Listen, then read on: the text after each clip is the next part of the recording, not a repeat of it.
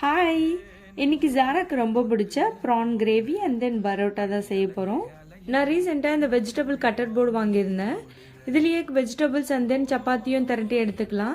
இப்போ பரோட்டாக்கு மாவு பிசைஞ்சு எடுத்து வச்சிடலாம். கொஞ்சம் கொஞ்சமாக தண்ணி விட்டுட்டு நல்லா சாஃப்டாக பிணைஞ்சு எடுத்துக்கலாம். ரொம்ப முக்கியமான விஷயம், மாவு எந்த அளவுக்கு ஊற வைக்கிறோமோ அந்த அளவுக்கு நல்லா சாஃப்டாக வரும்.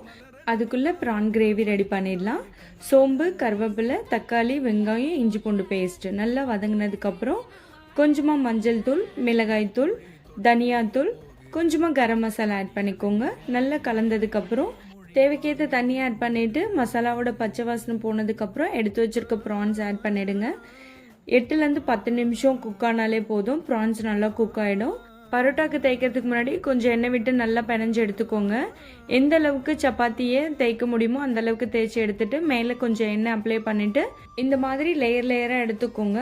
அதை அப்படியே ஒரு ரோல் பண்ணிவிட்டு நம்ம கொஞ்சம் கொஞ்சமாக சப்பாத்தி தேய்க்கிற மாதிரி தேய்ச்சோன்னா அந்த லேயரோட சூடாக தவால போட்டு எடுத்துடலாம்.